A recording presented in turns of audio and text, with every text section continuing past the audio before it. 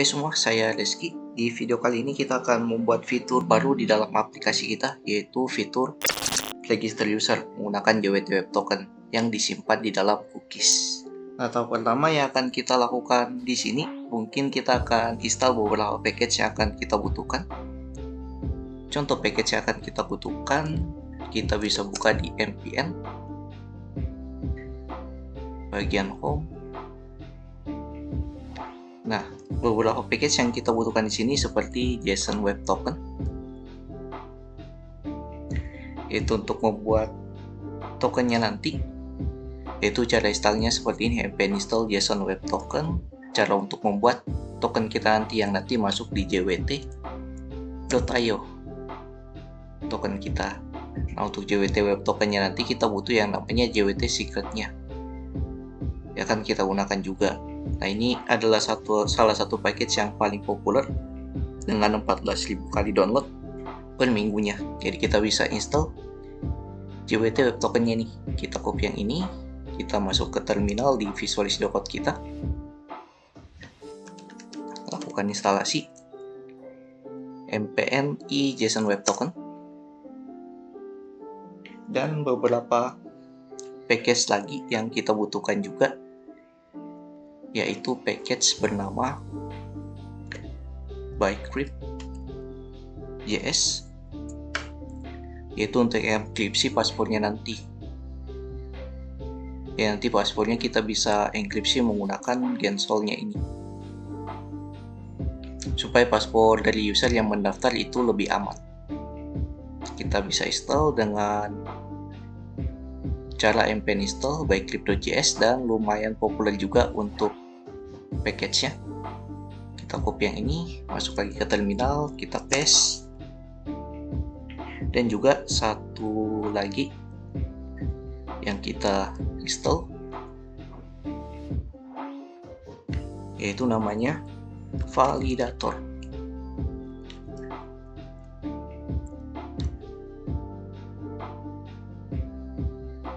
Kita pakai yang ini.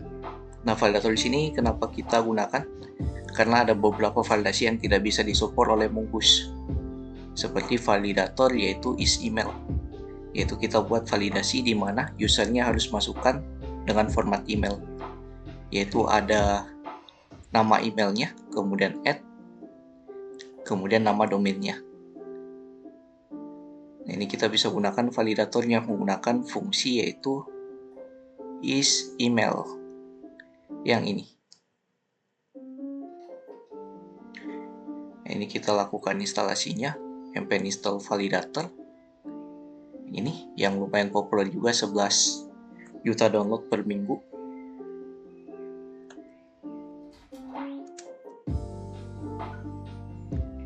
Dan mungkin yang terakhir yaitu cookie parse. Cookie parser, yaitu tempat penyimpanan token kita nanti. Kita akan simpan di cookiesnya. Ini cara installnya. Kenapa kita install cookie parse? Karena nanti kita simpannya cookies kita di sini dengan menggunakan request cookies nanti untuk menyimpan token kita ke cookiesnya. Ini kita lakukan instalasinya dengan package yang lumayan populer juga, 3 juta download per minggu. Kita paste ke sini, enter. Nah, selanjutnya setelah package-nya sudah terinstall, kita masuk ke tahap pertama. Kita buat dulu validasinya. Kita masuk ke model user. Nah, di sini kita bisa import beberapa package yang tadi sudah kita install, yaitu pertama bycrypt untuk enkripsi paspor, from bycrypt.js, dan juga import validator untuk validasi dari emailnya. Nah, untuk validasinya di sini kita buat validasi dulu. Untuk name-nya kita tambahkan satu validasi yaitu unique. Nah, dimana di sini jika name-nya sudah pernah digunakan, kita buat username yang baru, atau kita buat errornya yaitu username sudah digunakan. Silakan buat yang lain. Nah, jika username yang kita masukkan sudah pernah digunakan oleh user lainnya. Dan juga untuk email, kita buat juga dari unique. True, email sudah pernah didaftarkan. Dan kita buat validasi customnya, validate titik 2 berupa objek validator. Nah, di sini kita panggil package yang sudah kita install tadi, yaitu validator. Jalankan fungsi isEmail dengan message, pesannya apa? Contoh untuk pesannya, inputan harus berformat email seperti info@mail.com. Jadi harus ada nama emailnya, kemudian domain dari emailnya, dan juga harus ada @nya. Nah, kemudian yang untuk password, kita masukkan satu validasi lagi, yaitu minlength. Nah, ini validasi bawaan dari Mongusnya dengan maksimal karakter itu 6, dan kasih message password minimal 6 karakter. Dan kita buat lagi satu field, yaitu untuk role-nya. Jadi nanti ada 2 role, yaitu role untuk user biasa dan juga role untuk owner. Itu type-nya string.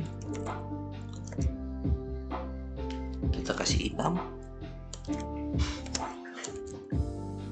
Role-nya cuma ada 2, user dan juga owner.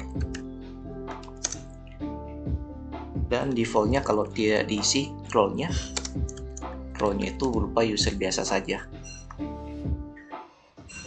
Nah, kemudian di sini kita coba ganti passwordnya yang kita inputkan nanti. Kita lakukan enkripsi dari passwordnya. Kita bisa gunakan middleware dari Mongusnya. Jadi sebelum melakukan save dari datanya, kita bisa gunakan di bawah sini, user schema pray save, yang artinya sebelum filenya tersimpan di dalam database, kita jalankan dulu fungsi yang ada di sini. Kita gunakan async, mengatasi sinkronus, kemudian gunakan function biasa. Dan di sini juga tidak bisa menggunakan arrow function, kita harus gunakan fungsi biasa. Kemudian const, kita buat enkripsinya menggunakan sol await by crypt titik gensol 10. Sini kita kasih saja nilai defaultnya itu 10, karena kalau terlalu tinggi nilainya, bagian enkripsinya mungkin lebih terjaga, tapi prosesnya bakal lebih lama. Jadi kita ambil saja nilai default yaitu 10. Kemudian this titik password, kita ganti nilai dari passwordnya yang ada di sini menjadi await by crypt. Kita hash ke this password sol dari variabel yang kita buat sini, yang kita enkripsi. Ini sudah selesai untuk validasinya. Nah, tahap selanjutnya kita akan buat fungsinya. Kita buat satu folder bernama controller. Di sini controller. Di dalam folder controllernya kita buat file. Kita sebut saja namanya outcontroller.js. Dan di sini nanti tempatnya kita atur request dan juga responnya. Nah, pertama kita import beberapa package yang kita butuhkan. Pertama mungkin untuk model user.js. Kemudian kita import juga JWT-nya from JSON Web Token. Dan import juga untuk mengatasi sinkronus async handler. Kemudian kita const kita buat di sini sebuah fungsi untuk membuat tokennya, sign token, dengan mengambil parameter ID dari usernya nanti yang kita lempar ke tokennya. Kemudian return JWT titik sign berdasarkan objek ID, kemudian koma. Nah, di sini kita butuh yang namanya secret JWT-nya. Nah, dimana supaya lebih aman kita bisa simpan di dalam sebuah environment. Kita masuk ke file environment. Nah, di sini kita buat dua environment-nya, yaitu satu untuk node env, yaitu development, dan satu lagi yaitu untuk JWT secret-nya. Secret. Nah, untuk JWT secret-nya silakan teman-teman masukkan nilainya apa, contoh secret JWT saya, dan usahakan ini bernilai unik dan cuma teman-teman saja yang tahu. Nah, kemudian kita tinggal panggil JWT-nya ini yang ada di environment masuk ke dalam out control-nya tadi yang ada di sini. Kita panggil process.environment yang namanya tadi JWT secret. Kemudian kita kasih option expire dari JWT tokennya. Expire-nya kita kasih saja 6 hari dari sekarang. Nah, ini untuk pembuatan tokennya kita sudah buat. Nah, kemudian kita buat juga fungsi untuk mengatur respon pembuatan dari tokennya. Create send respon token sama dengan, nah sini kita ambil beberapa parameter seperti user, status code yang dia masukkan apa, kemudian responnya. Nah, pertama untuk tokennya kita jalankan di sini variable token sign token berdasarkan user titik ID-nya. Dan di sini kita buat const isDev sama dengan kita buat di sini process.environment.node env. Ini untuk security dari tokennya nanti. Jadi jika dia di node env-nya itu nilainya development, maka di sini kita buat jadi false. Tapi jika bukan development berarti dia true atau sudah masuk ke bagian production. Nah, kemudian kita buat variable untuk cookies optionnya.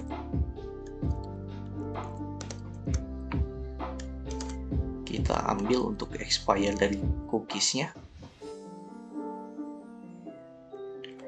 Expire sama dengan new date dalam kurung date titik now, kita ambil tanggal yang sekarang. Nah, ini cara kita untuk buat dia jadi 6 hari, kita lakukan perhitungan. Nah, sini 6 kita ambil dari 6 hari, kemudian dalam satu hari ada 24 jam, dalam 1 jam itu ada 60 menit, nah dalam 1 menit ada 60 detik, dan dalam 60 detik ada 1000 milisecond. Nah, ini untuk membuat dia jadi 6 hari. Oke, dan di sini juga kayaknya saya salah, harusnya di sini kasih titik 2 karena kita masukkannya ke variable objek. Jadi objek pertama yaitu expire-nya, yaitu expire dari cookies-nya. Kemudian http only kita buat jadi true, dan untuk security-nya kita ambil dari isDev. Jadi jika node env-nya terisi development, maka security-nya bernilai false, tapi kalau tidak dia akan bernilai true. Security ada tipe. Nah, seperti ini untuk cookie option-nya. Dan sebelum kita lanjut di app.js-nya, kita harus import juga untuk cookie parse-nya. Kita import cookie parser dan kita jalankan sebagai middleware. app.use cookie parser dalam kurung tutup kurung. Nah, selanjutnya kita lanjut lagi di out controllernya. Kita buat di sini respon cookie, yaitu kita simpan ke dalam cookie-nya namanya JWT. Untuk tokennya, kemudian value-nya ambil dari mana? Value-nya itu ambil dari token yang kita dapatkan. Nah, kemudian option atau cookie option-nya apa? Cookie option-nya dari sini ya, yang kita buat di atas variabelnya. Yang ini. Dan pada saat dia terima responnya, ada baiknya usernya kita tidak tampilkan password-nya. Sini user titik password sama dengan undefined, supaya passwordnya tidak kelihatan pada saat diresponnya nanti, atau password dari usernya. Kemudian kita tinggal atur responnya dengan status berdasarkan parameter status code yang ada di sini. Kemudian JSON yang kita tampilkan datanya yaitu berdasarkan parameter user yang ada di parameternya yang ini.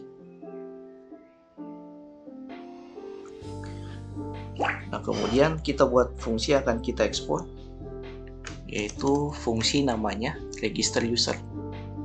Nah, sini baru kita buat fungsinya untuk register usernya. Const register user sama dengan jalankan async handlernya, async. Kita ambil di sini untuk fl-nya yaitu request respon.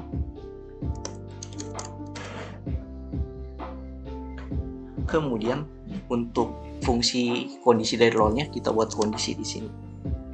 Jadi is owner contohnya. Is owner. Kita buat fungsi await user titik, kita panggil modelnya count dokumen. Nah, kemudian dari count dokumen ini kita cek apakah usernya itu ada di database-nya itu ada user atau tidak. Kalau tidak ada, buat kondisi di sini sama dengan 0. Jadi jika user di dokumennya belum ada, maka kita buat is owner-nya atau kita buat usernya sebagai owner. Jadi user pertama yang melakukan daftar itu jadi owner dari websitenya. Kita buat const role sama dengan untuk role-nya berdasarkan is owner. Maka di sini akan owner jika usernya belum ada di dalam database atau dari database-nya masih kosong untuk di collection usernya. Nah, tapi jika tidak, dia cuma user biasa, bukan owner. Kemudian const, kita buat fungsi bernama create user sama dengan await, manggil modelnya lagi user, fungsi create buat user, dimana name-nya kita ambil dari request titik body titik name. Kemudian untuk email kita ambil dari request titik body titik email. Kemudian untuk password diambil dari request titik body titik password. Dan terakhir untuk role-nya berdasarkan variable role ini. Kita bisa buat kayak gini ya, role sama titik 2 role. Dan untuk responnya kita ambil dari variable respon ini atau fungsi variable yang kita buat di sini, yaitu create send res token. Kita jalankan create send res token, di mana untuk usernya itu ambil dari variable create user yang baru terdaftar. Nah, kemudian status code-nya 200 atau 201 created berhasil. Kemudian responnya ambil dari parameter respon yang ada di sini. Oke, kita save. Selanjutnya kita tinggal daftarkan fungsi dari controllernya ini masuk ke dalam out router kita. Masuk ke out router di sini. Nah, ini kita bisa hapus fungsinya. Jadi supaya tidak memberatkan juga fungsi dalam routernya. Jadi untuk fungsi request dan responnya kita masukkan ke controller tadi. Nah, ini kita tinggal import controllernya, import yaitu register user fungsinya dari out controller.js. Kemudian kita tinggal jalankan fungsinya setelah pet-nya ini jalankan yang /register. Berarti tinggal jalankan register user di sini. Seperti ini. Nah, selanjutnya di tahap terakhir kita coba testing. Kita jalankan dulu aplikasinya di terminal dengan cara npm run dev seperti biasa. Oke, aplikasinya sudah jalan dan database-nya juga sudah connect. Kita masuk ke Postman. Nah, pertama mungkin di sini kita testing dulu untuk validasinya. Kita masuk ke body, habis itu xxx from URL and route. Kemudian kita coba send. Ini belum ada yang kita isi di bodinya. Nah, ini akan muncul validasinya seperti kemarin. Name harus diisi, email harus diisi, dan juga password harus diisi. Nah, kalau kita masukkan name dengan nama Reski25 contohnya, kemudian email, di sini kita masukkan emailnya. Nah, contoh di sini emailnya belum berbentuk email, nggak ada dan juga domainnya.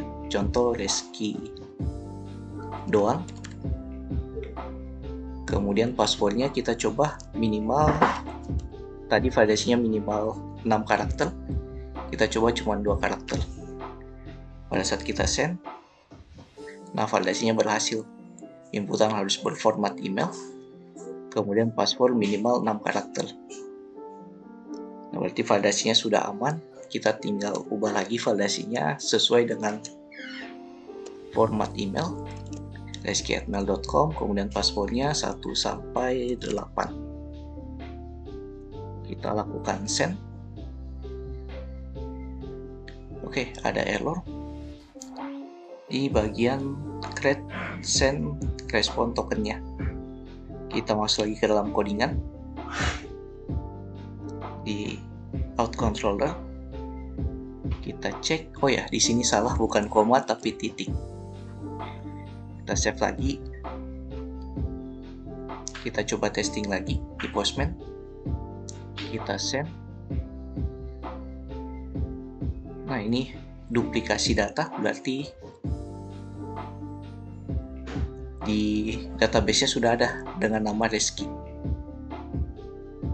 Nah, ini kita ganti ya namanya, jangan Reski25, kita coba ganti contoh Reski30 dengan emailnya, email yang berbeda juga, Reski30. Nah, sebenarnya tadi sudah masuk, cuman karena error responnya tidak tampil. Kita send lagi yang ini. Nah, ini dapat user yang baru dengan role-nya itu user, karena role pertama yang error tadi itu owner. Kita cek di cookies. Nah, di sini kita dapat tokennya. Tokennya kita bisa cek di JWT Web Token isinya apa. Kita copy, masuk ke web browser di JWT.io.